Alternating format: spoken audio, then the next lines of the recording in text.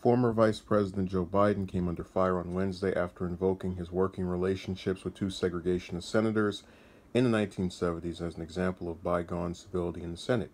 Five of Biden's rivals in the Democratic presidential field, New York City Mayor Bill de Blasio, Senator Cory Booker, Senator Kamala Harris, Senator Bernie Sanders, the GOAT, greatest of all time, and former Representative John Delaney, who laid into him for mentioning Senators James Eastland, Democrat of Mississippi, and Herman Talmadge, Democrat of Georgia, during a speech to fundraiser on Tuesday night. Eastland actually is a very significant senator. Doesn't get talked about that much because unless you're a president, if you're not a contemporary politician in U.S. history, you get completely ignored by 99% of people.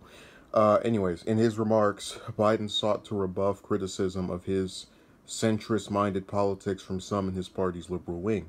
He pointed back to his early days as a U.S. Senator from Delaware when he worked with Eastland and Talmadge, two Southern Democrats who opposed desegregation. I was in a caucus with James O. Eastland, Biden said, briefly emulating a Southern accent. He never called me boy, he always called me son. Of Talmadge, Biden said that he was one of the meanest guys I ever knew. When I think of Georgia's senators, like the one that mostly comes to mind is Russell, the one that was messing with Truman. Other than that, they're kind of a blur in general. Oh, and Isaacson, because he lied a couple of years ago, but that's another story. Well, guess what? At least there was some civility. We got things done, Biden said. We didn't agree on much of anything. We got things done. We got it finished. But today you look at the other side and you're the enemy, not the opposition. The enemy. We don't talk to each other anymore. As a person who's not a fan of Biden, I have to agree with that particular line that you're not the opposition, the enemy. Because look at Trump's remarks in that stupid kickoff speech, our rally yesterday. The Democrats are trying to destroy the U.S. It's like, damn. Jesus. Like, you go around saying that and then you wonder why everybody hates each other. Biden's remarks, so that comment is true. One, rebukes from Booker, de Blasio, you already mentioned them, who all said the former vice president's comments were out of tune with the party. Booker said Biden was wrong to invoke his working relationships, Eastland and Talmadge as an example of political compromise. You don't joke about. Okay, so we read enough of this article. It's a sad day when Bernie agrees with Booker. That's never good. Here's how I see it. Do I believe that the comments were stupid? Definitely. Do I think the intent was good? Absolutely. Do I think this is a pattern? Of course. See, for those who don't remember, one of the things that Biden is known to do, especially when he runs for re-election or some campaigns, this was very evident in both of his vice presidential campaigns, is stick his foot in his mouth. We all remember the comments about Obama being this articulate African American. Now, he doesn't mean to say that that's such a rare thing to come across. It's meant to be a compliment toward Obama, but it's very easy to see where a bunch of people are like, what the hell? Do I think this will have any kind of lasting, long repercussions? No.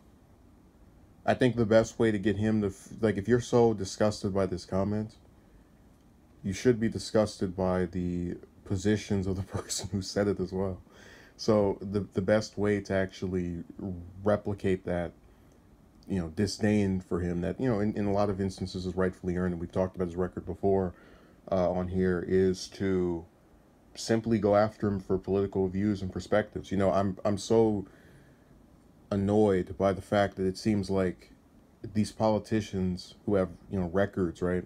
Trump has a record, Biden has a record, every person running, other than maybe Yang, has a record, just a voting record or some kind of public statements that reflect their positions on issues. And instead of going after that, we choose to take these little comments, right, and blow them up. And I'm not saying it's not worthy of being discussed. I definitely think this is, uh, rightfully being talked about when the person has a history of making these dumb comments and, you know, getting people under people's skin by saying things they don't like. But, you know, when I see him still leading in the polls in spite of these comments, I'm not really convinced that they're so egregious. And, you know, for as bad as I think he would be, you know, just really in any office, he still was able to pull off both of his vice presidential campaigns in spite of, you know, making gaffes.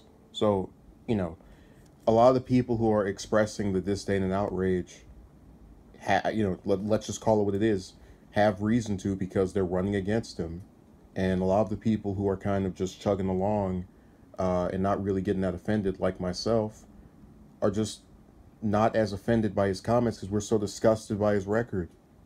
Like, when I think of a guy who supported bombing 7 countries for no reason, uh, I'm not really going to be worried about this particular comment.